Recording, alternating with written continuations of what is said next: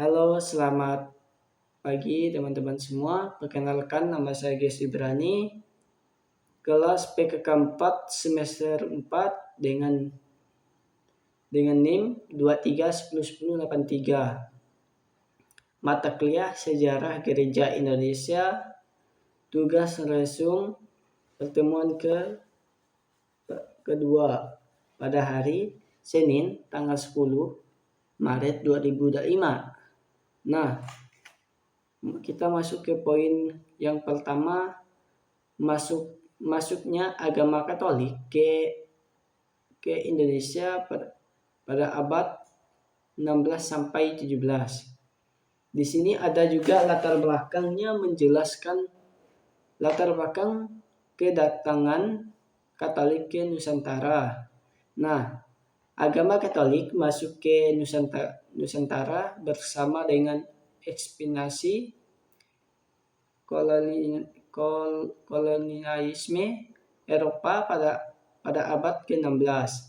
Pada saat itu, bangsa Portugis melakukan perjalanan laut untuk mencari jalur perdagangan rempah-rempah pada tahun 1511. Portugis menaklukkan Malacca dan menjadikannya pusat perdagangan, serta menyebarkan agama Katolik di Asia Tenggara. Para misionaris Katolik mulai menyebarkan ajaran Kristen ke wilayah lain, termasuk Kepulauan Nusantara. Kita masuk ke poin kedua. Misi Katolik di Maluku pada tahun 1546 sampai 1547. Maluku menjadi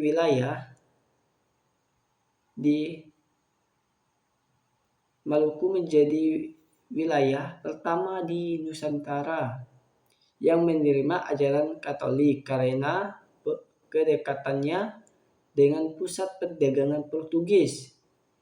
Misionaris yang paling terkenal adalah Santo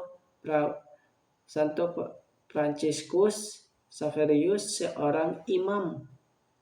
Nah, dari Serikat Yesus SJ yang kedatangan ke Maluku pada tahun 1546 sampai 1547.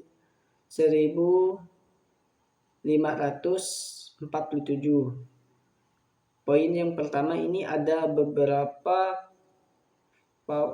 Franciscus Xaverius berkarya di beberapa wilayah, antara lain A. Ambon, tempat ia mengajar dan membaptis banyak penduduk lokal. Yang ke B ini Ternate, di mana ia berusaha mengkristenkan penduduk meskipun menghadapi tantangan dari Kesultanan Ternate yang beragama Islam. Yang ke C Morotai, di mana ia berhasil membangun komunitas Katolik yang cukup besar setelah kepergian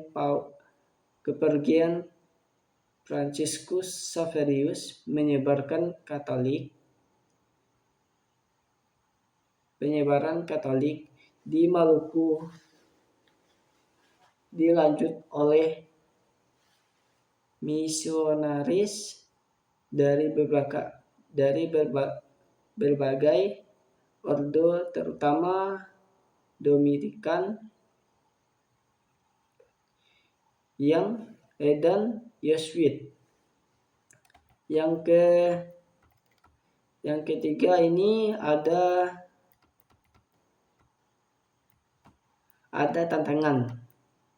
Nah, ada tantangan yang ketiga ini, tantangan dan perkembangan gereja Katolik di abad 17. Pada awal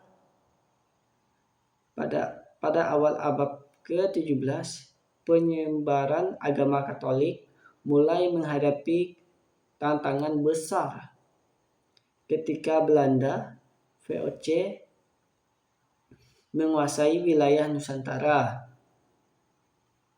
Mereka berusaha menggantikan pengaruh Portugis dan menyebarkan agama Protestan. Nah, yang pertama, yang Ani menjelaskan 1605 VOC merebut Ambon dan mengusir imam-imam Katolik gereja Katolik, dihancurkan atau diubah menjadi gereja Protestan. Yang ke B, 1613 Belanda menguasai Solor dan mendesak umat Katolik untuk beralih ke Protestan. Yang ke C, 1641 Malacca jatuh ke tangan Belanda yang semakin melemah misi Katolik di Nusantara. Yang keempat, bertahannya Katolik di wilayah tertentu. Yang kita masuk ke poin ini, meskipun VOC melarang dan menekankan agama Katolik, beberapa wilayah menjadi pusat pertahanan iman Katolik. Yang pertama, Larantuka, Flores Timur. Komunitas Katolik di Larantuka tetap bertahan dan berkembang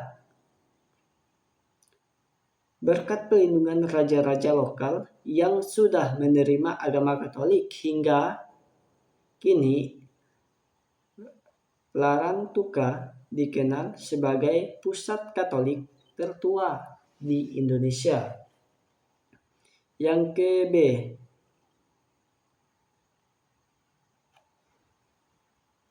Timor dan Sumba.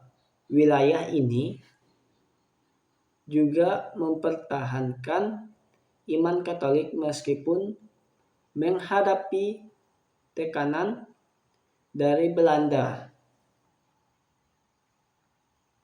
Yang ke C, Maluku Tenggara.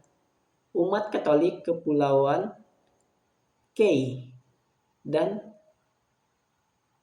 Tanibar terus menjalankan iman mereka meskipun dalam kondisi sulit.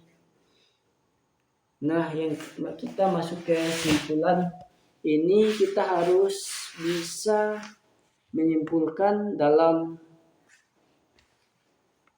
sejarah gereja ini. Kita menyimpul kesimpulannya ini menjelaskan pada abad ke-16